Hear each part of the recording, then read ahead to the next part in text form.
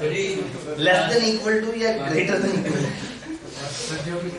Equal to sir class के आज कहाँ से बच्चे आ गए? 6 बच्चे बैठे, 7 8 बच्चे बैठे,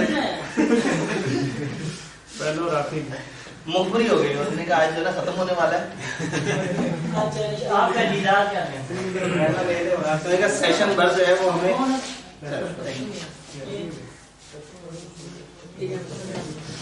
सेशन भर में वैसे ही 15 दिन शक्ल देख ली, चलो आखिरी दिन शक्ल देख लेते हैं। एवं टीचर बेचारा बहुत ही ना रहे कि बच्चे आते ही थे।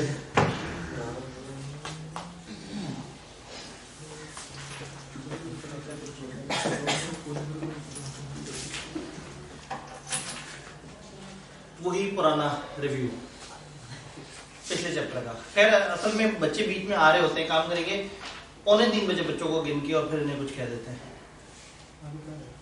मतलब ये ना हो कि हम कुछ मंगवाए और फिर जो नए बच्चे आए हुए फिर उन्हें कहे कि तुम बाद में आए हो, तुम साइड पे बैठो, किनारे पे बैठो।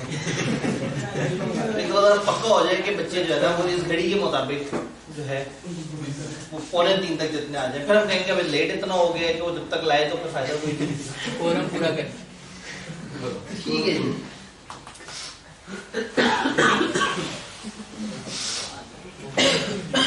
एक तो पहले पिछला रिव्यू करते हैं, commencement of business. Commencement of business का सर्टिफिकेट नहीं मिला तो क्या 2 काम नहीं किए जा सकते? लोन नहीं ले सकते और बिजनेस नहीं कैरी ऑन कर सकते। कौन सी 2 तरह की कंपनियों को ये सर्टिफिकेट चाहिए? एक पब्लिक कंपनी और limited by guarantee having share capital. Limited by guarantee having share capital, इन 2 कंपनियों को चाहिए। इन 2 को चाहिए। प्राइवेट को नहीं चाहिए और नॉट हैविंग शेयर कैपिटल वाली गारंटी लिमिटेड को नहीं चाहिए। Certificate of commencement of business लेने के लिए 5 शर्तें और सर्टिफिकेट समेत 6 शर्तें। याद है कल वाली बातें? 5 शर्तें। किबला कोई सी 3 बताते हैं। सर शेयर जो हो सर वो क्या जितने शेयर हम अलॉट करें उनके बदले में कैश ही मिले। डायरेक्टर्स को जितने शेयर अलॉट हुए हो उन्होंने अपना पूरा पैसा जमा करा दिया हो। और कंपनी के जिम्मे कोई लायबिलिटीज ना, कंपनी के जिम्मे लोगों को पैसे वाजिब अदा ना हो जो शेयर्स की मद में लिए गए हैं। और sir file with registrar, registrar के साथ जो है वो फाइल कर दिया गया हो एक डिक्लेरेशन कि हाँ भाई हम लोगों ने rule and chief regulations executive हो या डायरेक्टर हो या चीफ एग्जीक्यूटिव हो या डायरेक्टर और कंपनी सेक्रेटरी। ठीक है, 3 आपने बता दिए। 2 कौन है? ये 2 रजिस्ट्रार वो मैनेजमेंट का इशू करेगा, वो छठी है, वो तो हम सबसे साइड पर रखें। ये हाँ जी, साथ वाले भाई आप अभी तक तेजी से देख चुके हैं। वो 2 क्या मिस हुए हैं? सर मिनिमम सब्सक्रिप्शन पूरी होनी चाहिए और प्रोस्पेक्टस। उन 2 में से कोई एक जमा कराया हो या प्रोस्पेक्टस या शायद। फिर छठी शर्त ये बन जाएगी कि अगर ये 5 पूरी हैं तो फिर सर्टिफिकेट ऑफ कमेंसमेंट मिल जाएगा। तो मैंने आपको कहा था पेपर में 2 तरह से सवाल आ सकता है। Certificate of commencement of business के लिए क्या शर्तें हैं? वो 5 है। अगर कहीं कमेंसमेंट ऑफ बिजनेस शुरू करने के लिए क्या शर्तें हैं? तो फिर उसमें छठी ये भी है कि अब सबके बाद आपको रजिस्ट्रार ने सर्टिफिकेट भी इशू कर दिया हो तो फिर आप बिजनेस कमेंस कर सकते हैं। मिनिमम सब्सक्रिप्शन क्या होती है? अगर आर्टिकल्स में फिक्स की गई, आर्टिकल्स में मेमोरेंडम में फिक्स है तो फिर वो होगी, और अगर नहीं फिक्स की तो जितने कैश में आए हैं वो हमारी सब्सक्रिप्शन उनको रिजर्व की जाएगी। प्रोस्पेक्टस और साइलॉप 2 अलग-अलग डॉक्यूमेंट है। साइलॉप कब जमा कराना है? जब पब्लिक को इनवाइट ना करें तब, और जब इशू किया था प्रोस्पेक्टस लेकिन लिस्टिंग अप्रूव नहीं हुई तो फिर आपने साइलॉप जमा कराना है। इन 2 केसेस में साइलॉप है, बाकी जगह प्रोस्पेक्टस। 2 कौन सी जगह है? अगर आप पब्लिक को इशू नहीं कर रहे, ऑफर नहीं कर रहे, और दूसरा ऑफर किया था पब्लिक को थ्रू प्रोस्पेक्टस लेकिन चूंकि आपकी लिस्टिंग नहीं हो सकी तो इसलिए अब आपको साइलॉप इशू करना पड़ेगा। इस चैप्टर में कोई सवाल?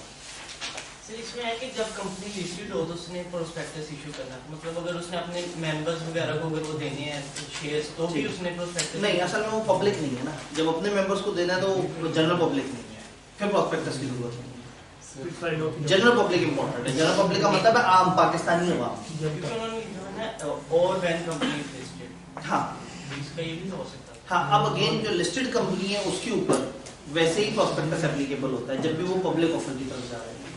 लेकिन जो प्राइवेट प्लेसमेंट है या अपने बंदों को देना है उसके लिए वैसे ही नहीं चाहिए प्रोस्पेक्टस। सर जी हमें ना प्रोस्पेक्टस की अप्रूवल रिक्वायर्ड नहीं है, अगर प्राइवेट ऑफरिंग हो या इशूअर अपने, बिल्कुल ऐसे ही तो फिर क्या उस केस में प्रोस्पेक्टस ब्लॉक कराएगी? जी क्या प्रोस्पेक्टस हमेशा चाहिए? पहली बात है कि प्रोस्पेक्टस भी हमेशा नहीं चाहिए। आप अगर अपने मेंबर्स को दें पर प्रोस्पेक्टस नहीं चाहिए, आप राइट इशू कर सकते हैं। आप अगर अपने एम्प्लॉइज को दें तो आपको प्रोस्पेक्टस चाहिए हो सकता है, लेकिन आप फिर पब्लिक की डेफिनेशन में नहीं जाएंगे। याद है, पब्लिक या एनी ग्रुप ऑफ पब्लिक, तो फिर आप अपने एम्प्लॉइज के लिए प्रोस्पेक्टस इशू कर सकते हैं, लेकिन वो भी आप जनरल पब्लिक को ऑफर नहीं कर रहे, आप पब्लिक के खास सेगमेंट को ऑफर कर रहे हैं, ये वाला प्रूव नहीं करवाना। तो सैलॉब का भी यही मकसद है कि प्राइवेट ऑफरिंग या हाँ, सैलॉब का मकसद है रजिस्ट्रार को बताना कि सारा प्रोसेस हुआ क्या था। यानी कि सैलॉब इश्तिहार नहीं है, सैलॉब दुनिया के सामने नहीं आ रहा, सैलॉब खामोशी से रजिस्ट्रार के पास चुपके से जमा होगा। जी कमेंसमेंट ऑफ बिजनेस। सर ये commencement for condition for commencement of business का थर्ड लास्ट पॉइंट है, any contract made by company before the date at which it is entitled to commence business shall be provisional only, बिल्कुल shall not be binding on company until that date. देखिए, अब provisional का क्या मतलब है? Temporary सा। तो जब तक आपको कमेंसमेंट सर्टिफिकेट नहीं मिला, आप वो कॉन्ट्रैक्ट करते हैं किसी मालिक के मकान से जगह किराए पे लेते हैं और वो करते हैं, वो भी टेंटेटिव है, वो भी फाइनल नहीं है। वो फाइनल कब होगा? जिस दिन सर्टिफिकेट मिलेगा, उससे पहले वो लीगली आप वो बाइंडिंग नहीं है ना, आप उसको अदालत में ले जा सकते हैं। जी सर ये जो मिनिमम सब्सक्रिप्शन है, इसमें जो शेयर कैपिटल है वो कौन सा वाला होगा? वही जो उस वक्त इशू है? जी, मिनिमम सब्सक्रिप्शन में शेयर कैपिटल कौन सा वाला है? जितना शेयर कैपिटल कंपनी का इन कैश कंपनी के पास आया है इस ऑफर के अंदर, यानी वही आप जो कहना चाह रहे हैं जो इस वक्त इशू किया है उसमें से जो कैश में आया उसकी बात हो रही है। जी और सर ये जो रजिस्ट्रार को हमने प्रोस्पेक्टस भी फाइल करना है और ये जो डिक्लेरेशन भी फाइल करना है, ये दोनों इकट्ठे ही करने हैं, इनमें कोई नंबरिंग है? जी, रजिस्ट्रार को हमने प्रोस्पेक्टस भी फाइल करने हैं और डिक्लेरेशन भी फाइल करनी है, इकट्ठे ही फाइल की जाती है। एक फॉर्म होता है उसके साथ प्रोस्पेक्टस भी अटैच कर दिया जाता है, लेकिन शर्तों के हिसाब से दो अलग-अलग शर्तें हैं। जी prospectus commencement of business clear है। फिर आप आए थे लोन वाले चैप्टर में। लोन किसी भी किस्म का हो, हम उसमें देखते हैं 3 तरह के फेमस तरीके हैं लोन लेने के। कौन से 3? प्लेज नहीं, लोन लेने के 3 तरह। बोरोविंग्स 2-3 तरह की। Debentures, credit institution, other. ये क्रेडिट इंस्टीट्यूशन क्या बोला है? बैंक और एनबीएफसी से जो लोन लेंगे वो क्रेडिट इंस्टीट्यूशन। अदर सोर्सेज में कौन आएंगे? बड़े शेयर होल्डर्स, स्पॉन्सर्स, कर्ता धर्ता, डायरेक्टर, ये जो कंपनी के अपने बड़े हैं। और आम आवाम से जब मांगे वो क्या होता है? डिबेंचर के लिए आपको प्रोस्पेक्टस जैसा डॉक्यूमेंट, मतलब प्रोस्पेक्टस इशू करना होता है, लोगों को आप बताते हैं, डिबेंचर ऑफर करते हैं। अब ये डिबेंचर में लोगों से पैसे ले लिए, सिक्योरिटी जरूरी है, वो भी सकती वो भी सकती है और नहीं भी हो सकती। तो ये एक छोटा सा लोन है, या छोटे छोटे से बहुत सारे लोन हैं जो आपने आम आवाम से ले लिए, वो डिबेंचर है। बोरोविंग के अंदर कोई पाबंदी तो नहीं, हर कंपनी बोरो कर सकती है हमेशा। मेमोरेंडम में ना भी लिखा फिर भी बोरो कर सकते हैं। हाँ, रूल ये है कि मेमोरेंडम या article shall be deemed to have those powers, कि उसमें लिखा है या नहीं लिखा, आप हमेशा बोरो कर सकते हैं। लेकिन अगर कंपनी वो है जिस पे एप्लीकेबल हो कमेंसमेंट ऑफ बिजनेस, तो जब तक उसको सर्टिफिकेट ना मिले वो बोरो नहीं कर सकती। और कोई और पाबंदी हम अपने डॉक्यूमेंट में भी लगा सकते हैं। हम अपने आर्टिकल में लिमिट डिफाइन कर सकते हैं कि इस लिमिट से ऊपर डायरेक्टर, इस लिमिट से ऊपर मेंबर्स करेंगे, और अगर उस लिमिट की खिलाफ वर्जी की, अल्ट्रावायलेंस बोरोविंग होगी, गलत बोरोविंग काउंट होगी।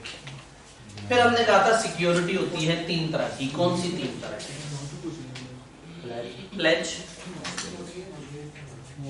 यहाँ तक बात आ गई।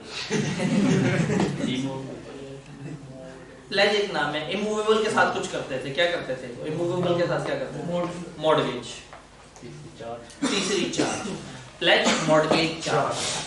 प्लेज फिजिकल एसेट्स फिजिकली पकड़ाते हैं, उनको उसकी एक्चुअल पोजेशन, मतलब वो गुड्स उनके पास आ गया, उन्होंने अपने कब्जे में कर लिया, ये है प्लेज। मॉर्गेज में एक इमूवेबल प्रॉपर्टी पकड़ी, प्रॉपर्टी को ट्रांसफर की, उसकी ओनरशिप है वो ट्रांसफर कर दी, और नॉर्मली वो कागज भी उन्हीं के पास रखवा दिए जाते हैं। तो इसमें ओनरशिप ट्रांसफर होती है, टाइटल ट्रांसफर होता है, गुड्स ट्रांसफर नहीं होते, गुड्स वहीं खड़े रहते हैं क्योंकि वो इमूवेबल है। तीसरा चार्ज है, ना ओनरशिप जाती है, ना टाइटल, वो मतलब ना पोजेशन देते हैं, हाँ एक राइट टू पोजेशन देते हैं in case of default. In case of default. अगर डिफॉल्ट करेंगे तो वो आके वो चीज उठा के ले जाके बेच सकते हैं। इसमें भी 2 तरह के चार्ज थे। फिक्स में क्या होता था बड़ा डिफाइंड एसेट होता था कि ये वाले एसेट, तो जब अगर गड़बड़ करेंगे तो वही एसेट उठा के लेके जाएंगे और कंपनी वो एसेट नहीं बेच सकती। और फ्लोटिंग ओवर द क्लास एक पूरी क्लास है, एक कैटेगरी है। हमारी कंपनी की गाड़ियों पे आपके चार्ज क्रिएट हो गए। अब ऐसे में हम गाड़ियां बेच भी सकते हैं, लेकिन एट एनी गिवन टाइम हमारी गाड़ियों की टोटल वैल्यू उस चार्ज से ऊपर रहनी चाहिए, उससे नीचे नहीं जानी चाहिए। तो जब चार्ज होगा तो वो आके उस कैटेगरी में से कुछ भी उठा के ले जा सकते हैं जिससे उनकी वैल्यू पूरी हो जाए। तो ये 3 तरह की हमने सिक्योरिटी पढ़ी थी। इसमें आपने फिर मॉर्गेज की एक आध तकलीफ दे डेफिनेशन भी देखी, डेफिनेशन नजर आई तो जाहिर है आपको फरट्टा भी मारना पड़ेगा। मुझे बताइए प्लेज मॉर्गेज चार्ज में कोई सवाल? जी सर मॉर्गेज में डेफिनेशन में लिखा हुआ है, जो मॉर्गेज में डेफिनेशन में लिखा हुआ फर्स्ट डेट डेफिनेशन है, है पहली वाली में। एनी ऑफ इट्स अंडरटेकिंग और बोथ एज ए सिक्योरिटी।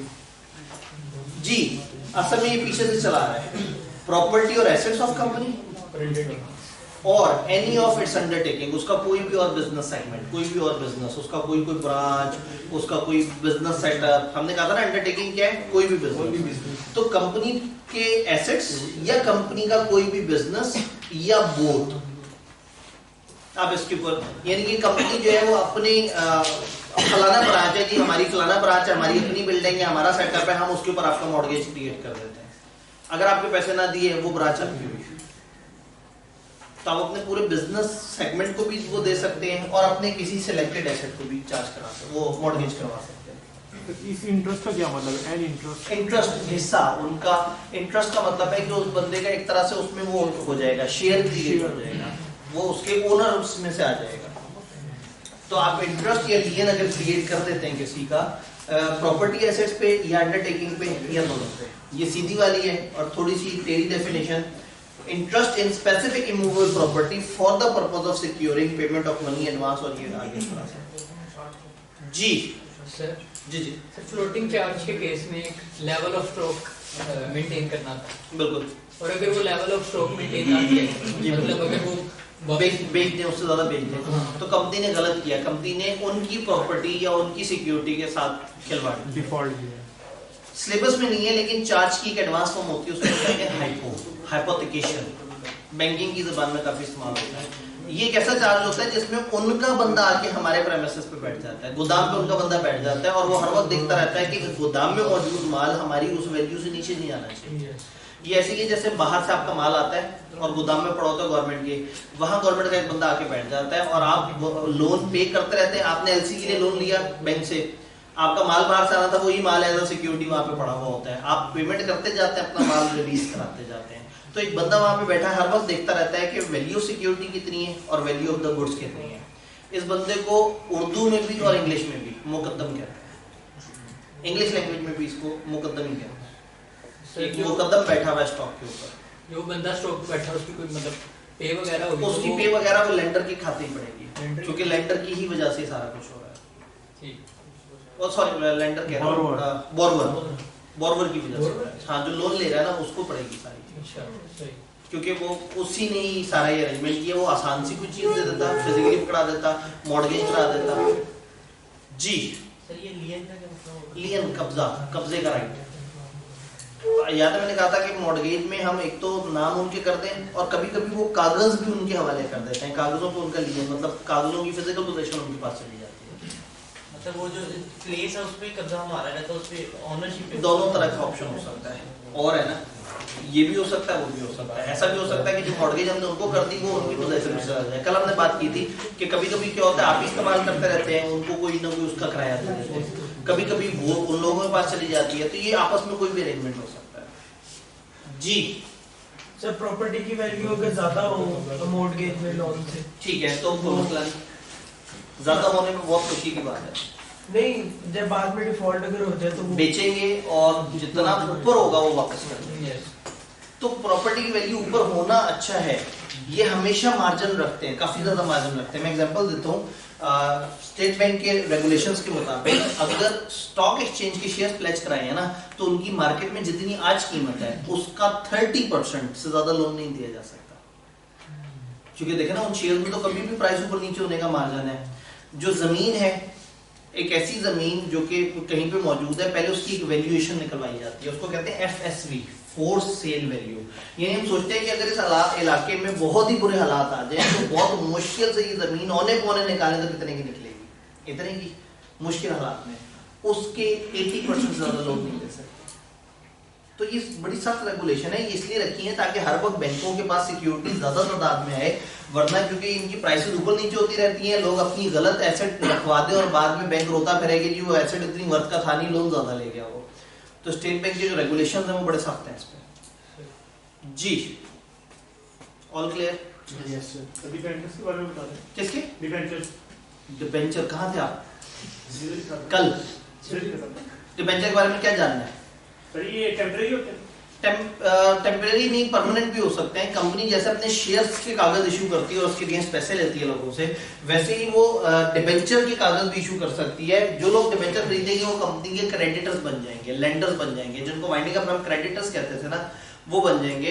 तो ये कंपनी को पैसे मिले, कंपनी ने काम किया, डिबेंचर रिडीमेबल भी हो सकते हैं, इरिडीमेबल भी हो सकते हैं। अगर कंपनी कहे कि हम 3 साल बाद वापस कर देंगे तो फिर कंपनी वापस कर देगी लोन, और अगर वो इरिडीमेबल है तो ठीक है, वो डिबेंचर खरीदने वाले बंदे को हर वक्त इंटरेस्ट मिलता रहेगा। अगर कभी उसका ज्यादा इंटरेस्ट नहीं रहा कंपनी में, वो अपना डिबेंचर उठाएगा, मार्केट में बेचेगा स्टॉक एक्सचेंज में जाके और निकल लेगा। तो वो एक तरह की तकरीबन शेयर जैसी परमानेंट सिक्योरिटी बन जाती है। लेकिन ये कंपनी की ऑप्शन है कि रिडीमेबल करना है या नहीं करना।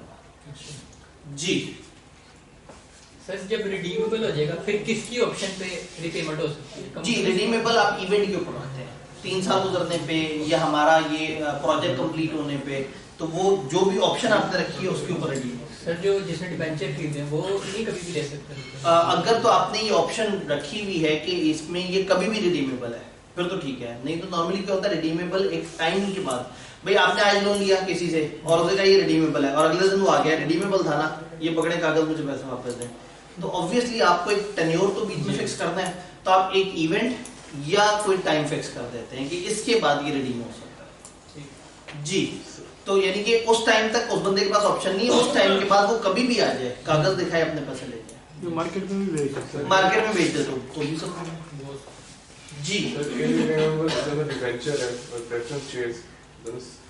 दोनों सुनने में एक जैसा लग रहे हैं, कंपनी लॉ की नजर में थोड़े से फर्क है, एक को वो इक्विटी काउंट करते हैं और एक को वो डेट काउंट करते हैं, लेकिन आपके अकाउंटिंग जो है वो थोड़ा सा डिफरेंट काम करती है, ये अकाउंटिंग से हमारा चल रहा है।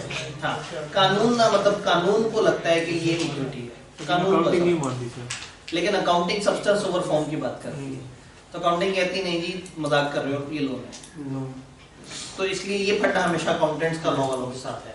लेकिन मैं अगर लॉ में हूं तो इस वक्त मैं प्रेफरेंस शेयर जिस भी फॉर्म का है मैं उसको इक्विटी कैसा काउंट करूं, मेरी मजबूरी है, मेरे हाथ बंधे हुए हैं। जी भी ये इशू था सर वाइडिंग में पहले किसको मिलेंगे पैसे, प्रेफरेंस को या फिर इनको? जी प्रेफरेंस वाले को हमेशा ऑर्डिनरी वालों से पहले मिलते हैं, डिबेंचर होल्डर वालों को पहले मिलेंगे, क्योंकि कानून की नजर में वो लेंडर्स हैं और ये यहाँ पे बेचारे मार खा रहे हैं। ये कंट्रीब्यूटरी भी नहीं होंगे, ये कंट्रीब्यूटरी इसलिए नहीं होंगे कि ये इनका वो कंपनी से वो लेन देन है, लेकिन अगर इन्होंने पूरे पैसे नहीं दिए शेयर के तो कंट्रीब्यूटरी भी कंट्रीब्यूटरी इस हद तक है कि इनसे पैसे आने हैं, इनको मिलना कितना है फेस वैल्यू, ज्यादा से ज्यादा जो मिलेगा वो फेस वैल्यू, और शेयर होल्डर को क्या मिलेगा, जो बच गया वो डबल मिलेगा। वाइंडिंग अप जब इन्होंने सिलेबस में डाला ना तो कम से कम उसकी डिवीजन भी डाल दे, एंड पे बड़े मजेदार तरीके की डिवीजन होती है, पहले किसको मिलेंगे बाद में किसको मिलेंगे, न्यूमेरिकल बनता है पूरा, तो सोचा होगा खाम का बच्चे आवाज़ारी होंगे। जी और आप लोग भी सोच रहे हैं ठीक है अच्छा है, नहीं हुआ है, सबको मजे लग रहे हैं, जो है ना हम मुसीबत में आ जाते हैं। यहाँ तक बातें समझ आ रही है, कहानी को आगे बढ़ाते हैं। अब आगे वाली चीजें जो है ना वो समझने से ताल्लुक रखती हैं। क्या आप समझने के लिए तैयार हैं? खुदा ना खास्ता आप समझने के लिए तैयार हैं? इसको तो मैं गाइड कर दूं, ये लिस्ट 2:45 हो गए, 2:45 से ऊपर हो गया, अब तो टाइम ज्यादा हो गया। ठीक है देखते हैं जरा, यहाँ पे कोई भाई जो है ना कितने लोग हैं, आप तब तक गिन के रखें, आप गिन के रखें,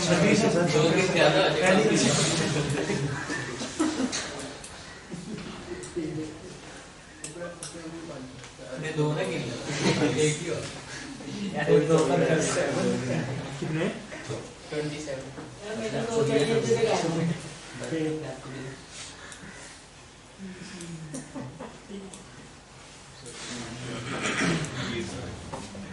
कितने 27 ठीक है। एहतियात 28 कर ले, ये अब तो नहीं आना किसी कोई ने। नहीं होगा सर। नहीं कर ले सर हम जो है ना चपेड़े भी खाएगा 3 बजे पहुंच चले, ठीक है फिर 27 चलें। गिनती अगर आगे पीछे हुई तो ये भाई है। आपने बिल्कुल कॉन्फिडेंट ही गिना था, गिनते हुए अपने आप से गिनती शुरू की थी और दोबारा वापसी भी अपने आप पर।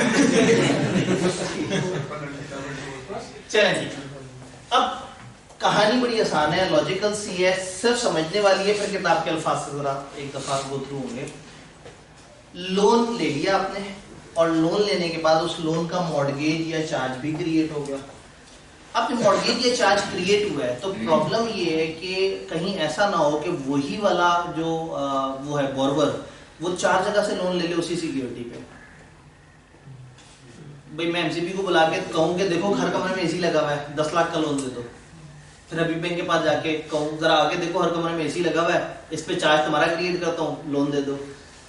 या मेरे पास एक जमीन हो और मैं 3 बैंकों को उसी जमीन को दिखा के उसके कागज दिखा के मैं कहूँ हाँ देखें जी ये जमीन है, ये सिक्योरिटी है, मैं आपसे लोन लेना चाहता हूँ। देयर इज अ चांस के लोग थोड़ी सी फेक डॉक्यूमेंटेशन करके थोड़ा सा कुछ इस तरह से करके एक ही सिक्योरिटी पे एक से ज्यादा लोन ले सकते हैं और ऐसे में फिर बैंकर जो है वो मुश्किल में आ जाएगा। तो लॉ ने फिर इसका एक रूल रखा है, वो रूल ये है कि एक यूनिवर्सल डाटाबेस होगी जो पूरे पाकिस्तान की एक डाटाबेस होगी। उस डाटाबेस में पूरे पाकिस्तान ने सारी कंपनियों में जितने लोन लिए हैं वो आ रहे होंगे, उन सारी कंपनियों ने उन लोन की जितनी सिक्योरिटीज दी हैं वो आ रही होंगी, वो कौन सी सिक्योरिटी है, कौन सा शहर, कौन सी गली, कौन सा मोहल्ला, कौन सा घर नंबर है जो उन्होंने एज मॉर्गेज रजिस्टर कराया है। और रूल ये रख दिया, बैंकों को कह दिया खबरदार, हमने कंपनी लॉ में रूल रख दिया कि जब भी कोई मॉर्गेज चार्ज वगैरह होगा जब तक रजिस्टर ना हुआ तब तक इफेक्टिव नहीं है। अब इफेक्टिव नहीं है का क्या मतलब है? इसका मतलब ये है कि अगर कंपनी वाइंडिंग अप में चली गई, हमारी कंपनी वाइंडिंग अप में चली गई और हमने अपने एक एसेट को मॉर्गेज कराया हुआ था, वाइंडिंग अप में वो भाई साहब रोते हुए आए, उन्होंने कहा जी ये मेरा एसेट मॉर्गेज हुआ है, मुझे ये एसेट दे दें। वो कहेंगे रजिस्टर कराया था? नहीं। तो जाओ पीछे लाइन में लगो, तुम भी जो वो है अनसिक्योर्ड क्रेडिटर्स की लिस्ट में आ गए हो। यानी अगर मॉर्गेज या चार्ज टाइम से रजिस्टर नहीं करवाएंगे तो आप उसको प्रूफ नहीं कर सकेंगे, आप आपके एसेट को क्लेम नहीं कर सकेंगे। अगर कंपनी की वाइंडिंग अप शुरू हो गई तो आपको एक नॉर्मल क्रेडिटर कंसीडर किया जाएगा, वो प्रीमियम नहीं कंसीडर किया जाएगा जो आके कहता था ये एसी तो मेरा, ये मैं उठा के ले जा रहा हूँ। लेकिन मॉर्गेज या चार्ज अगर रजिस्टर होगा तो जो एसेट आपका रजिस्टर हुआ है आप वाइंडिंग अप के पैसे डिस्ट्रीब्यूट होने से पहले अपने एसेट उठा के ले जाएंगे कि ये मेरे। सर रजिस्टर कंपनी कराएगी, बैंक अब अगली बात कि यहाँ पे ये जो हमने कहा रजिस्ट्रेशन बड़ी जरूरी है और बैंक को कह दिया कि बहुत जरूरी है, साथ में ये कह दिया कि ये पेमेंट ये कंपनी के जिम्मे है कि जब मॉर्गेज या चार्ज क्रिएट हो 30 दिनों में जाके रजिस्टर कराएं रजिस्ट्रार के पास, रजिस्ट्रार का डॉक्यूमेंट जमा कराएं, सिक्योरिटी का बताएं। रजिस्ट्रार के पास एक रजिस्टर होगा जिसमें वो नोट कर लेगा कि ये मॉर्गेज या चार्ज है। मीनवाइल कंपनी के पास भी एक रजिस्टर होना चाहिए जिसमें कंपनी रिकॉर्ड करे कि हमने कौन कौन से बैंक से लोन लिया हुआ और उसके पास हमने कौन कौन सी प्रॉपर्टी रजिस्टर करवाई है। लेकिन अगर हम नहीं रजिस्टर कराएंगे तो नुकसान किसको है? बैंक को। तो लॉ ने एक और ऑप्शन दे दी, उन्होंने कहा जो इंटरेस्टेड पर्सन है वो भी चाहे तो जाकर रजिस्टर करा सकता है और कंपनी से आके वो सारा खर्चा जो रजिस्ट्रेशन का आया वो ले सकता है। क्योंकि अगर लेंडर ने लोन दिया और मॉर्गेज रजिस्टर नहीं हुआ तो अल्टीमेटली जो नुकसान में होगा वो बैंक है। इसलिए शायद आपको याद हो, अगर आप में से कुछ लोगों ने बी लॉ पढ़ा हुआ है तो एक रूल होता है कॉसाई कॉन्ट्रैक्ट में, इंटरेस्टेड पर्सन अगर पेमेंट करे, ये उसकी बेस्ट एग्जांपल है कि एक ऐसा शख्स पेमेंट कर रहा है जिसको उस चीज के रजिस्टर होने में इंटरेस्ट है, तो उसका ये हक है कि वो दूसरे बंदे से अपनी अमाउंट रिकवर कर सकता है। ये बात समझ आई? तो जब भी क्रिएट होगा 30 दिनों में रजिस्टर कराना जरूरी है। फर्स्ट करें 30 दिन गुजर गए, आप रजिस्टर कराना भूल गए, तो भी आप एससीसीपी को अपील कर सकते हैं, एससीसीपी को रिक्वेस्ट कर सकते हैं, एससीसीपी को कह सकते हैं कि काइंडली आप हमें रेक्टिफिकेशन की ऑप्शन दे दें। जब वो आपको ऑप्शन दे दें रेक्टिफिकेशन की तो आप उस 30 दिनों के बाद भी जमा करा सकते हैं। लेकिन अगर लेट रजिस्टर होने का कोई और नुकसान है वो आप ही को पड़ेगा। कहने का मतलब है कि आपको लेट रजिस्टर करने की ऑप्शन है, नॉर्मल तरीके से नहीं, एससीसीपी से इजाजत लेनी पड़ेगी। अब मॉर्गेज चाहे पाकिस्तान में क्रिएट हो चाहे पाकिस्तान से बाहर क्रिएट हो, चाहे पाकिस्तानी प्रॉपर्टी हो चाहे पाकिस्तान से बाहर की प्रॉपर्टी हो, आपने पाकिस्तान में उसको रजिस्टर जरूर करवाया। अगर पाकिस्तान में क्रिएट हुआ है तो क्रिएशन के 30 दिन में रजिस्टर करा दें।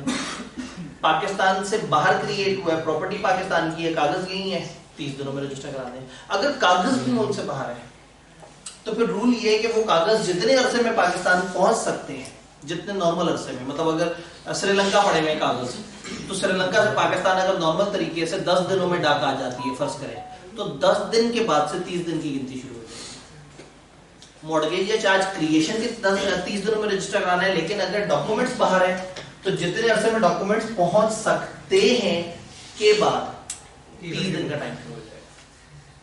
ये तो हो गई कंपनी जब भी मॉर्गेज या चार्ज क्रिएट करेगी, रजिस्टर कराएगी, एक आम इंसान के ऊपर ये लॉ अप्लाई नहीं कर रहा।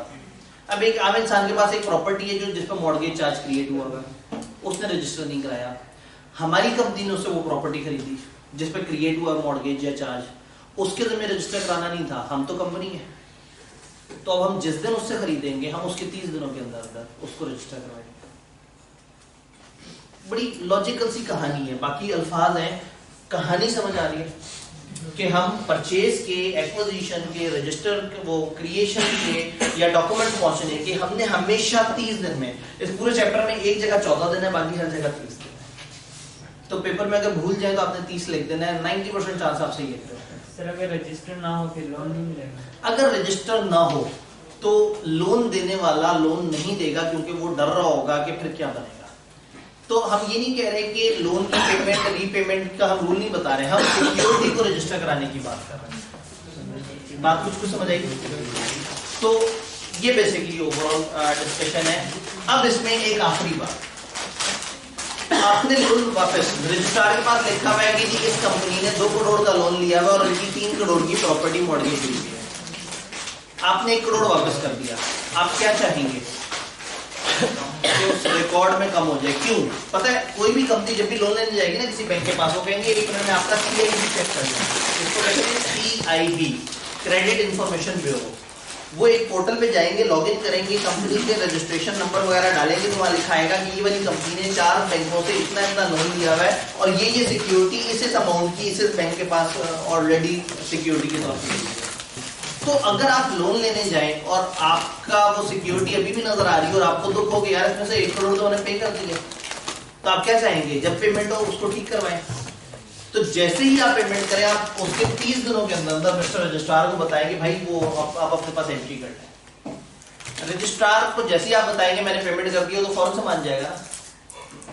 पक्की बात पूछेगा किसी से, लेंडर से पूछेगा ना। आपसे कह दिया मैंने बैंक के पैसे दे दिए, कम कर दो अपने पास अमाउंट को, वो कहेगा अच्छा पहले मैं लेंडर से पूछ लूं। वो लेंडर को खत लिखेगा और लेंडर से कहेगा मुझे 14 दिन में जवाब चाहिए। वाहिद जगह जान 14 दिन, क्योंकि इसमें कंपनी नहीं है, एक और बंदा इन्वॉल्व है। लेंडर से कहेगा मुझे 14 दिन में बताओ। अगर लेंडर कहते हैं हाँ इसने पेमेंट कर दी है, वो रेक्टिफिकेशन रिकॉर्ड करेगा। अगर लेंडर के नहीं पेमेंट हुई तो कंपनी से कहेंगे जाओ लेंडर के साथ पहले मामला सीधे करो फिर मुझे बताना। अगर लेंडर 14 दिन तक खामोश रहता है, कुछ नहीं बताता, तो इट शैल बी अज्यूम की पेमेंट हो गई। यानी यहाँ पे अगर लेंडर को होशियारबाज रहना होगा, यहाँ लेंडर को अलर्ट रहना होगा। लेंडर बेचारा हर तरफ से फंसता है, तो लेंडर को अगर खत आया है तो उसको 14 दिन में रिप्लाई करना है कि नहीं भाई मुझे पेमेंट नहीं हुई। क्या ये सारी बात समझ आ रही है? पक्का? एक और ऑप्शन भी है, आप लेंडर को पेमेंट करें और उससे एक ऑथेंटिक साइन NOC ले लें और वो NOC जाके डायरेक्ट रजिस्ट्रार को जमा करा दें, जिसपे लेंडर के साइन ठप्पे और वो सारा आ रहा है कि लेंडर ने भी ओके कर दिया कि हाँ भाई मुझे पेमेंट मिल गई। अगर रजिस्ट्रार को खुद अपने सोर्सेज से पता है कि पेमेंट हो गई है तो भी सब ओके हो गया, सब क्लियर? नहीं तो 27 में मैं थोड़ी सर नहीं, एक मिनट, आपने 27 बच्चे काउंट किए थे ना, तो फिर रह गया है बाकी नहीं मिला। तो अगर इनको जूस नहीं मिला तो किसी एक भाई को चिप्स नहीं मिला होगा। जूस नहीं मिला, अगर नीचे से 27 जूस और 27 पैकेट आए थे, कोई ऐसा बंदा जिसको पैकेट नहीं मिला? छोटे भाई को मिला होगा। तो ये इक्वेशन टेलिंग कैसे होगी? क्या अच्छा नहीं, आपने और भी पढ़े हुए? आप ज्यादा लेके आए थे?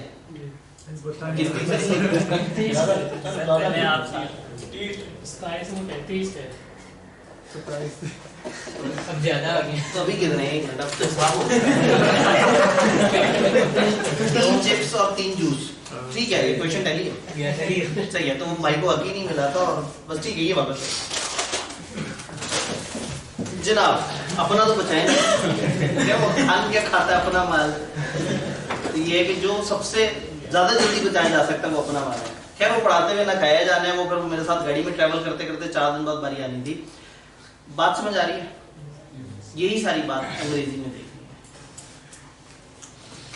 काश ये इतना ही हो। सिर्फ इसमें एक तकलीफ जैसी बात है, it is duty of company to get the particulars of charge registered with registrar within 30 days of creation. बात समझ आई? Registrar shall issue certificate of registration, sign शाइन करेगा कि सब ओके है। अब provision relating to registration shall apply to a company acquiring any property subject to a mortgage charge. अगर कोई प्रॉपर्टी ऑलरेडी मॉर्गेज चार्ज हुई है, आप वो खरीदते हैं तो उसके ऊपर भी उसी तरह से अप्लाई करेगा। एनी इंटरेस्टेड पर्सन जैसे कि lender can also register mortgage या charge within registration with registrar within 30 days of creation. और ये इंटरेस्टेड पर्सन को रीइंबर्समेंट मिलेगी कंपनी से जो उसने सारा का सारा वहां पे रजिस्टर कराया है। लेंडर बैंक है ना? लेंडर बैंक है। बात समझ आई? Every person buying any property of company shall be deemed to have constructive notice of the fact कि एसेट जो है मॉर्गेज या चार्ज हुआ है। यानी कि होशियार रहना होगा जो भी कंपनी से डील करेगा। जब भी कोई शख्स कंपनी से चीज खरीदेगा तो ये उसकी जिम्मेदारी है कंफर्म करे कि मॉर्गेज या चार्ज तो नहीं क्रिएट हुआ होगा। मॉर्गेज चार्ज वाली जो है प्रॉपर्टी होगी वो सेल भी हो सकती? जी सेल नहीं हो सकती, उस पे वो अटैचमेंट हो जाती है।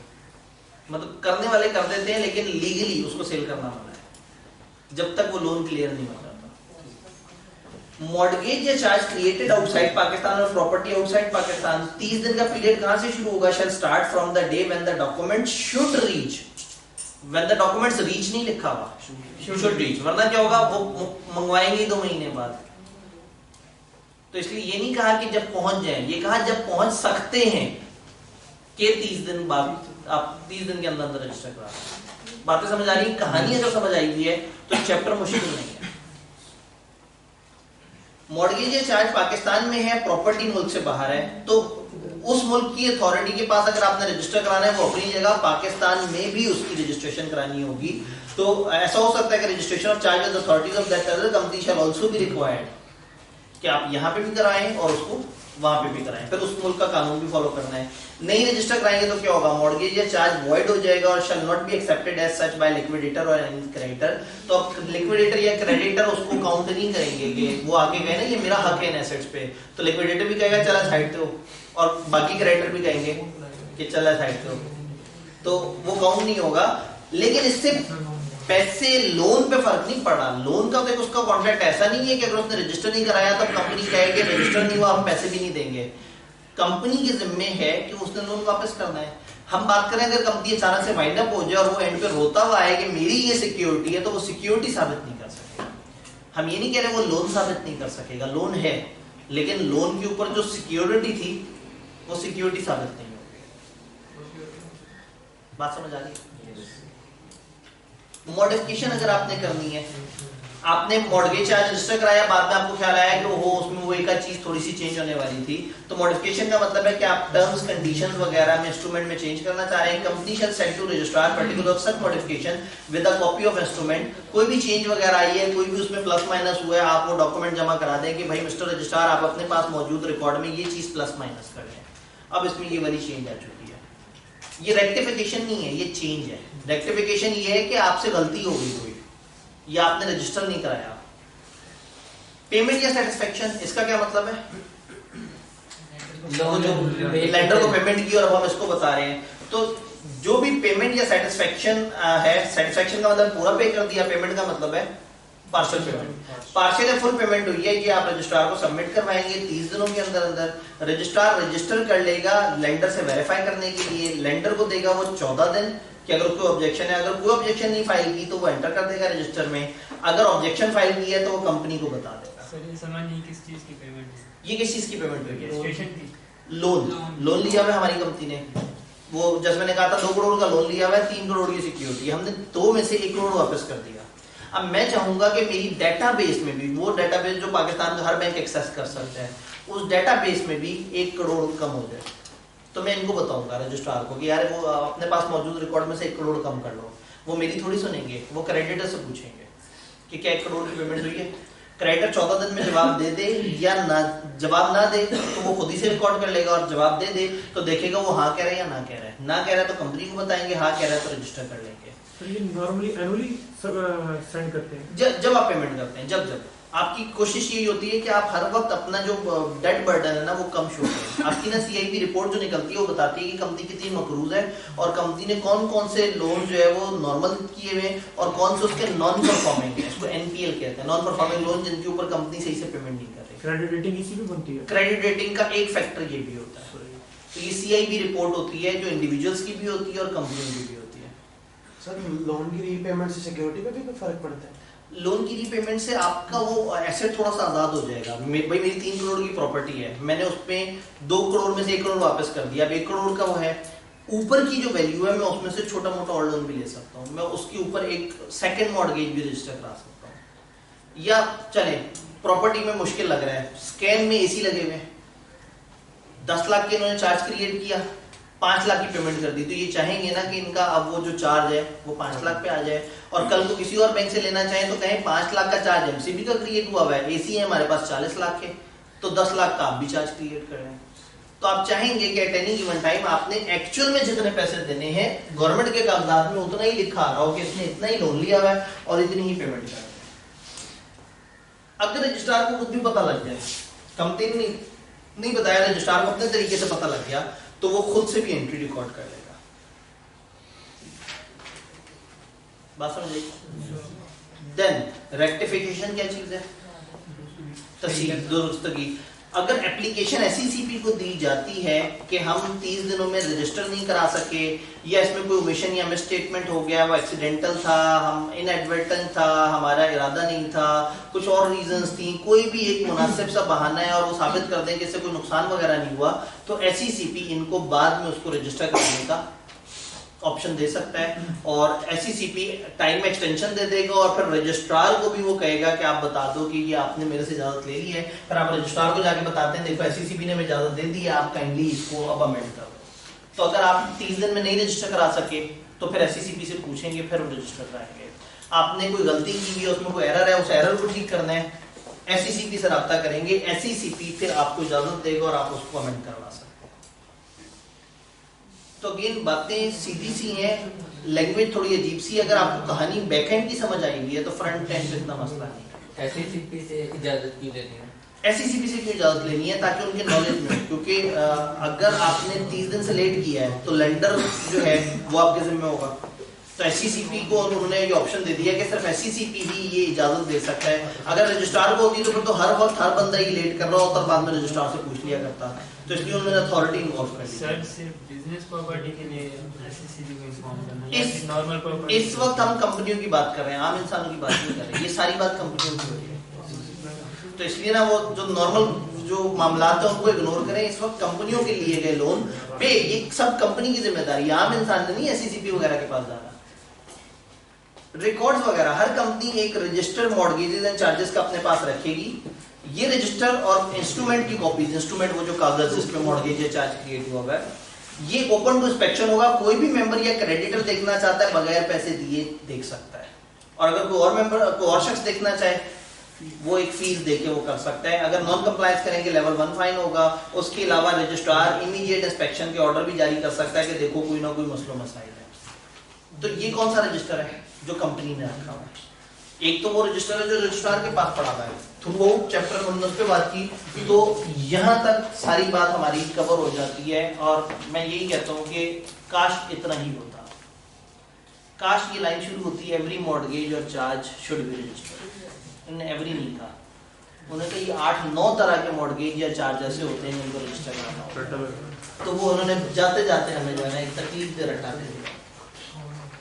उन्होंने कहा बस ये इतनी सी लिस्ट है, ये कुछ ऐसे मॉर्गेज या चार्ज हैं जिनको रजिस्टर कराना जरूरी है। यानी अगर आपका मॉर्गेज या चार्ज किसी मूवेबल प्रॉपर्टी पे हो तो रजिस्टर कराएं, किसी डिबेंचर के सिक्योर करने के लिए हो तो रजिस्टर कराएं, कंपनी के डेटर्स पे हो तो रजिस्टर कराएं, कंपनी के बिजनेस पे हो, प्रॉपर्टी पे हो तो कराएं, स्टॉक पे हो तो कराएं, किसी जगह शिप या एयरक्राफ्ट में आपका माल आ रहा है या उसके कुछ हिस्से में आपका माल आ रहा है, उसको रजिस्टर कराएं। गुडविल है तो रजिस्टर कराएं, इंटेलेक्चुअल प्रॉपर्टी है तो रजिस्टर कराएं, मूवेबल प्रॉपर्टी है तो रजिस्टर कराएं, लीज है तो रजिस्टर कराएं, ये है तो रजिस्टर कराएं। मतलब इसकी जगह एक वर्ड लिख सकते थे, एवरी मॉर्गेज या चार्ज रजिस्टर कराएं। इसमें कोई एसेट नहीं छोड़ा, उन्होंने सारे कवर कर दिए। उन्होंने कहा किसी उड़ते हुए एसेट पे सामान आ रहा है वो भी रजिस्टर कराएं, किसी समंदर में तैरते हुए एसेट पे सामान आ रहा है वो रजिस्टर कराएं, कोई इमूवेबल पे क्रिएट किया तो रजिस्टर कराएं, किसी मूवेबल पे किया तो कराएं, इन्वेंट्री पे किया तो कराएं, इंटेंजिबल पे है तो कराएं, लीज है तो कराएं, मतलब कुछ भी है तो आप रजिस्टर कराएं। ये अगर गौर से देखें ना तो ये सेकंड लाइन को छोड़ के ये सारे एसेट्स की लिस्ट है, डिफरेंट तरह के एसेट्स। जी सर गुडविल पे कैसे, गुडविल पे चार्ज कैसे क्रिएट करें? गवर्नमेंट जाए लोन लेने के लिए कि हमें 1 करोड़ का लोन चाहिए, वो कहें सिक्योरिटी दो, गवर्नमेंट ने कहा एक काम करें हम आपको लिख के दे देते हैं, अगर आपको हमने पैसे ना दिए आप गवर्नमेंट के नाम से ब्रांच खोल सकते हैं। यस, इतना बहुत है उनके लिए, उनको नहीं चाहिए माल, नाम है ना, नाम एक वर्थ है, गुडविल एक वर्थ है, तो गुडविल भी तो एक एसेट है। सॉफ्टवेयर एसेट्स होते हैं, इंटेलेक्चुअल प्रॉपर्टीज एसेट होती हैं। स्कैन वाले जो है वो जाके लोन ले और वो कहें अच्छा जी अगर आपने लोन ना दिया तो उन्होंने कहा जी हमारे ऑनलाइन लेक्चर आप ले लें, आप बेचने का राइट रख लें, आप बेच सकते हैं बच्चों को। वो जाके फेसबुक पे लगाएं हाँ भी मेरे पास ऑनलाइन लेक्चर है 2-2 हज़ार रुपए में, वो इलीगल बेच रहा है ना, ये तो लीगल राइट मिल जाएगा। सर ये लोन पर्पस के लिए रजिस्टर करवाना होगा?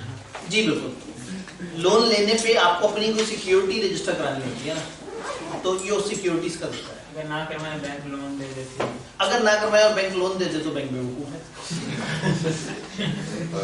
मतलब इस वक्त सारा का सारा जो बर्डन है वो है बैंक। यस, बैंक ने आंखें खुली रखनी है, बैंक ने रजिस्ट्रार के खत का भी फौरन से जवाब देना है।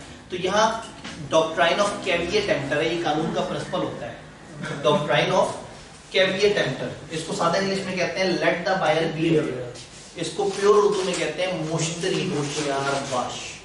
मुश्तरी को होशियार बाश रहना होगा, खरीदार को या जिसकी जेब से पैसे निकल रहे हैं ना अलर्ट उसने रहना है। नुकसान हुआ जिम्मेदारी उसकी, हम जिम्मेदार नहीं है, कानून जिम्मेदार नहीं। हमने कहा था देख लेना रजिस्टर हुआ या नहीं हुआ, हमने कहा था कि जवाब दे दो, तुमने जवाब नहीं दिया भुगतो। तो यहाँ पे जो लेंडर है वो बेचारा फंसता है। तो अगेन इस चैप्टर में एक सिक्योरिटी की डिस्कशन है, बाकी उस मॉर्गेज या चार्ज को मतलब रजिस्टर करवाने की डिस्कशन है कि क्या है। तो कहानी अगर समझ आए तो ये बहुत मुश्किल बात नहीं है। मुश्किल बात इसमें एक चीज है, इस लिस्ट को रट्टा मारना। जी और आइए अपने ये लिस्ट कई दफा पूछी हुई है। सर जब तक मतलब कि चार्ज सिक्योर ना हो बैंक लोन नहीं देगा। जब तक चार्ज सिक्योर ना हो असूलन बैंक को लोन देना नहीं चाहिए। प्रैक्टिकली कैसे ही हो? प्रैक्टिकली वो कहते हैं कि पहले हमें रजिस्ट्रेशन का कागज ला के दो फिर हम पैसे रिलीज करेंगे। वो पैसे तक रिलीज नहीं करते क्योंकि उनकी सिक्योरिटी इसी में एक रजिस्टर हो। दो सिक्योरिटीज है ना, एक तो बाइंडिंग पे साबित कर देंगे, दूसरा एक इंडिपेंडेंट डेटाबेस मेंटेन हो गई, एक और गवाह बन गया, गवर्नमेंट गवाह बन गई उस लोन की और उस पर मौजूद सिक्योरिटी की। तो लेंडर को और क्या चाहिए, वो तो बहुत ज्यादा सेफ हो जाता है। कंपनी कभी भी भाग जाए, रजिस्ट्रार तो नहीं भागेगा, उनके पास डॉक्यूमेंट पड़ा होगा, जाएगा उसको पकड़ के अपने नाम पे करवा लेगा, ये साबित करके कि देखें कंपनी भाग गई है। डन। सर ये प्रोसीजर और रेक्टिफिकेशन जितने भी हैं पढ़ी हैं, ये सिर्फ मॉर्गेज और चार्ज, ये सारे के सारे जितनी भी बात कर रहे हैं ना वो एक ही जिक्र कर रहे हैं, जो मॉर्गेज या चार्ज रजिस्टर कराना है ना उसी से रिलेटेड है। एक प्रोसेस हमने कहा मॉर्गेज या चार्ज रजिस्टर कराने का, एक हमने पढ़ा रेक्टिफिकेशन, अगर इसमें गड़बड़ हो गई भूल गए थे तो एससीपी। एक हमने पढ़ा इसमें मॉडिफिकेशन, कोई भी तब्दीली वगैरह करवानी है जो कि मिसिंग थी या मतलब जो एरर नहीं है, कुछ मजीद एरर। और एक हमने पढ़ा पेमेंट या सेटिस्फेक्शन, लोन पे हुआ तो आप चाह रहे हैं कि मेरा मॉर्गेज या चार्ज उतनी अमाउंट से कम हो जाए। तो ये सारी कहानी हम एक ही चीज की पढ़ रहे हैं, इसलिए मैंने आपको पहले जबानी फ्लो बता दिया था, फिर आपको दिखा दिया कि अलग अलग जगह पे उसको कैसे होना। तो जब एसेट प्लेज होगा तब ये चीजें नहीं करेंगे जी। मॉर्गेज या चार्ज में ना इस चैप्टर ने कहा कि मॉर्गेज और चार्ज में हम ऑटोमेटिकली प्लेज को भी काउंट करते हैं। प्लेज में वैसे भी पूरा एसेट उसके पास है। और कोई बात है कि जो मसला असल मसला है वो ये है कि कागज हाथ में है और असल एसेट कहीं और पड़ा हुआ है, तो खौफ ज्यादा है। जैसे भाई ने कहा कि प्लेज में तो टेंशन ही कोई नहीं है ना, प्लेज में तो माल ही हमारे पास पड़ा हुआ है, तो इसलिए इतना मसला नहीं। लेकिन बहरहाल मॉर्गेजेस एंड चार्जेस में ऑटोमेटिकली ये प्लेज को भी काउंट करता है। जी डन। तो फाइनली आप लोगों ने ट्रीट भी कंज्यूम कर ली आखिरी दिन वाली, और आज बच्चे भी ज्यादा आ गए नॉर्मल से ज्यादा। तो अब करना क्या है? अब करना ये है कि अब इसको तेजी से रिवाइज करना है। वीडियोस हमारे पास तकरीबन 70%, कम से कम 70% बड़ी अच्छी हालत में मौजूद है। थोड़ा सा उसे रिव्यू किया था, तो एक आध दिन में हम उसको काफी हद तक बेहतर करके नेक्स्ट वीक जो है वो आपके कैंपस इनसाइट पे, आप लोगों को एक्सेस है कैंपस इनसाइट पे, कैंपस इनसाइट पे आपके वो वीडियोस जो है वो हम चैप्टर्स के फोल्डर्स बना के या उनसे पूछ लेंगे कि किस तरह से प्रेजेंट किया जाए। तो कोशिश करेंगे कि उसके नाम ऐसे होंगे जिसमें तारीखें ना लिखी हुई आ रही हो, नाम लिखे हुए आ रहे हो, ताकि आप उसको पहचान लेंगे हम ये चैप्टर, इस चैप्टर का पहला लेक्चर, इस चैप्टर का दूसरा लेक्चर, इस तरह से करके एक तो वो अपलोड कर देंगे। दूसरा, अगर आप अभी भी किसी भी टाइम पे तेजी से रिवाइज करना चाहें तो मतलब ये वाले लेक्चर तो आपको मिल रहे होंगे, ये तो स्लो मोशन पे चल रहे हैं। 1-1 घंटे की या आधे घंटे की, पौने घंटे की रिवीजन क्लासेस यूट्यूब पे भी पड़ी हुई हैं। पिछले सेशन में जो है वो आईकेएप में एक्टिविटी पिछले सेशन में ऑडिट के लिए गया था, उससे पिछले सेशन बिजनेस लॉ था, उसमें जो कंपनी लॉ का पोर्शन था वो बड़ा डिटेल से वहां पे डिस्कस हुआ था। उसके बाद इस दफा मैंने उसमें कुछ लोकल कंटेंट मजीद ऐड भी कर दिया है। तो वो रिवीजन क्लासेस इस वक्त आपके सिलेबस के हिसाब से अप टू डेट हैं। 12 चैप्टर्स की 12 वीडियोस। आइडियली जब आपने अपना प्लान बनाना है रिवाइज करने का, तो इनमें से कुछ चैप्टर्स बड़े हैं, कुछ छोटे हैं, कुछ काफी छोटे हैं। जो चैप्टर को सबसे कम टाइम देना है या जो चैप्टर रिवाइज करने के लिए आपको 1 दिन चाहिए, वो कौन से हैं? चैप्टर नंबर 4, 5 और 9। तो 4, 5, 9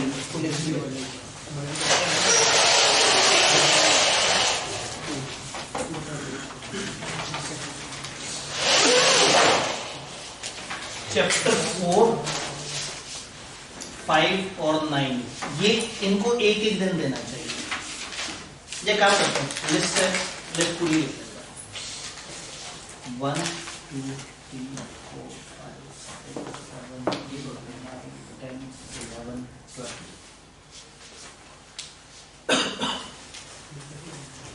एक दिन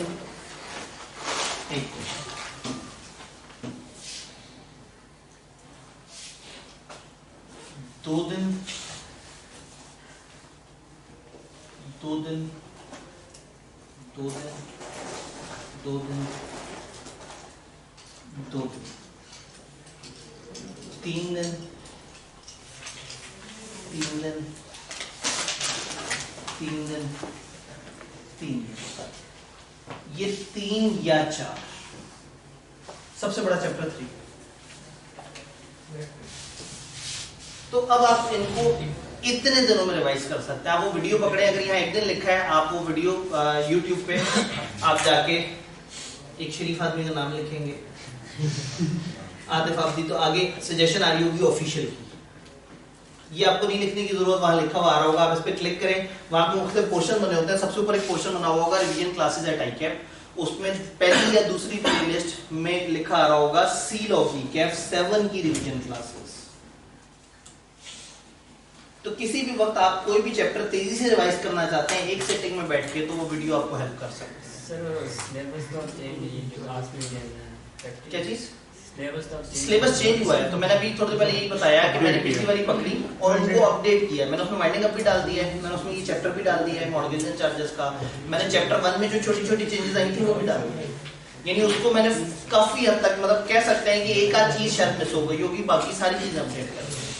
तो वो इस वक्त उसमें कभी आपको नजर आ रहा होगा कि मैं आईकेएप में फिरते हुए पढ़ा रहा हूँ, कभी अचानक से स्क्रीन आ जाएगी, कभी मैं साइड पे बैठा हुआ नजर आ रहा हूँ, छोटा सा करके नजर आ रहा हूँ, और कभी खाली आवाज आ रही होगी। तो अलग अलग तरीके से मैंने उसमें चेपियां लगा के उसको कंप्लीट कर दिया।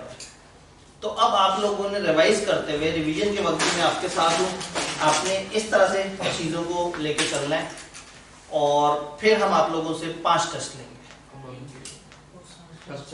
कब? 1 हफ्ते के गैप के बाद। वैसे 1 हफ्ते मतलब अगले हफ्ते हम ले सकते हैं टेस्ट, पता नहीं आप लोग तैयार होंगे या नहीं होंगे। सर डेट सर ये वाले चैप्टर से पहले ले लें जो अभी पढ़े, देख लें, मतलब ये बात की रिवीजन प्लान के ऊपर डिपेंड करता है। और वही बात है जैसे टीएबाई ने भी दुख का इजहार किया कि सर ये बच्चे कह तो रहे हैं, आना कोई नहीं इन्होंने। सर 2 टेस्ट 2 टेस्ट, अच्छा एक बड़ा टेस्ट तो है ही, वो मॉक है, वो जिस दिन आईकेएप में एग्जाम है उससे ठीक 2 हफ्ते पहले। आईकेएप में फ्राइडे वाले दिन ये पेपर है, उससे 2 फ्राइडे पीछे यहाँ पे सुबह 9 से 12, 12:15 वो पेपर हो रहा होगा फुल पेपर। वो तो आपने देने ही देना है। उसके अलावा मैं 5 टेस्ट करना चाह रहा हूँ। वो 5 टेस्ट किस चीज के? 1, 2 और 5 एक टेस्ट। उसके बाद हम जाएंगे आगे 9, 11 का एक टेस्ट, 12 का एक टेस्ट, और फिर नहीं C4 वाली साइड पे बाद में है 6, 7, 10 और फिर 3, 4, 8 5 टेस्ट, 5 ग्रिड्स, 5 कहानियां। अब ये आप लोग बताएं, एक तरीका ये है कि हम मंडे से ही शुरू कर लें एक दिन की गैप से। एक ये कि 5-6 दिन का आपको सफिशिएंट मार्जिन मिले और जो उससे अगला वीक है उसमें लाइन से 5 तभी अब आपकी कॉल सर एक अब इस वक्त ये देखना आवाम में मार्जिन दे दें एक काम करते हैं, कुछ पिछला हम ये टेस्ट और इनके सॉल्यूशन बना के ना ट्यूसडे से अवेलेबल कर देते हैं। आप अपनी पसंद से आए, टेस्ट पकड़े कर दो, सॉल्यूशन मौजूद हो। अगर आप वाकई सीरियस हैं, आप टीए को जमा करा दें अपना टेस्ट, आपको चेक करके वापस कर देते हैं। रादर देन आप अपना प्लान बना लेना। हम अगले 2 हफ्ते अपने पास टेस्ट सॉल्यूशन संभाल के रख लेते हैं। आप अपनी पसंद के दिन आए, अपनी पसंद का टेस्ट उठाएं और दे दें। रादर देन कि हम उसको रेगुलेट करें, फिर हम आपका इंतजार कर रहे हो, फिर आप लोग गूगल कर रहे हो, तो ठीक है हमारे पास पड़े हुए हो आप लोग अपने अपने प्लान के हिसाब से, लेकिन अगले 2 हफ्ते में इसको फिर कर लेंगे। सीक्वेंस होगी या फिर सारे एक जगह 5 टेस्ट पड़े हुए होंगे। सीक्वेंस ये है कि फिर जब ब्लॉक इकट्ठा करें फिर आए हमारे पास टेस्ट 1 टेस्ट 2, इसको मतलब ये ब्लॉक्स हैं, इसको हम चलें टेस्ट 1, 2, 3, 4, 5 का नाम देते हैं। पहला टेस्ट, दूसरा टेस्ट, तीसरा टेस्ट, चौथा टेस्ट, 5वां टेस्ट। सर इकट्ठे भी दे सकते हैं, आपकी मर्जी। अगर बहुत ज्यादा इकट्ठा देने का दिल कर रहा है तो मॉक तो है ही। इस ट्यूसडे से ये जो अगला ट्यूसडे आ रहा है, ये जो आज 3-4 दिन बाद आ रहा है, ठीक है। मंडे ऑफ ही होगा सर। अब तो बस ऑफ ही ऑफ है। अब जाने से मतलब बहुत पढ़ लिया, 2 दफा पढ़ लिया, मतलब जान लेंगे बच्चे की जानेगा। 3 चैप्टर छोड़ के सारे डबल पढ़वाए हैं प्री वाले, तो मतलब इसमें प्री वाला अगर कोई कहेगा ना कि सर मजीद पढ़ाएगा तो छोड़ना नहीं है। वाइंडिंग अप क्या वाइंडिंग अप क्या है? रिवाइज। हाँ, और वो आपने आखिरी दिन बताया था, और आखिरी दिन आपने उसको बताया जब ऑलरेडी मुझे दूसरी क्लास में जुर्माना पढ़ चुका हुआ है। सर YouTube पे अवेलेबल है। ये मैं यही सोच रहा हूँ मैंने क्यों उस तरह कमेंट किया होगा, इसलिए किया होगा। हाँ वो करना है YouTube पे खूबसूरत सी एक वीडियो जिसमें शायद 45 मिनट के अंदर पूरा वाइंडिंग अप। ठीक है सर, ये आप अगर करा दे फिजिकल, ये करा देगा सर्जिकल, इसका पर कुछ दिन प्लान करते हैं। नहीं समझ कल आप लोगों की क्लास वाला टाइम ऑलरेडी ऑडिट वालों को दे चुका हूं। किसी और दिन कल ही गैप कर संडे मंडे को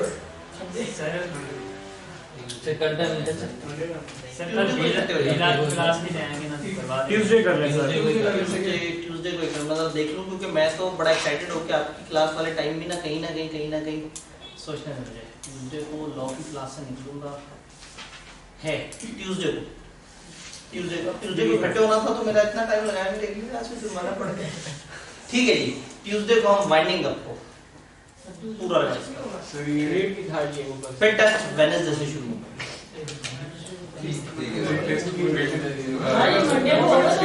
तकरीबन कोई 35 नंबर ईच, इतना जो मतलब आप सहूलत से दे सके। 30 से 35 नंबर तकरीबन 1 घंटे का टेस्ट, और जो मॉक है वो 3 घंटे का।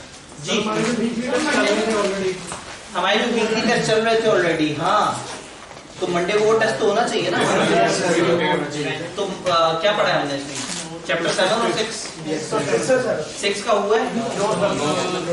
6-7 का टेस्ट कर लेते हैं। अभी ये भाई को कौन बताएगा इतनी सारी बातें जो हमने डिस्कस की हैं? पिक्चर बना के ग्रुप में डाल दें। ठीक है, इसकी तो पिक्चर मैं बना लूं, बाद में रहना मैं ही भूला हूँ। सर बंद कर दो कैमरा। जी तो अब मंडे को अब क्या प्लान है? मंडे को एक टेस्ट है 6-7 का, ट्यूसडे को क्लास है वाइंडिंग अप की, और वेडनेसडे को वेडनेसडे से डन।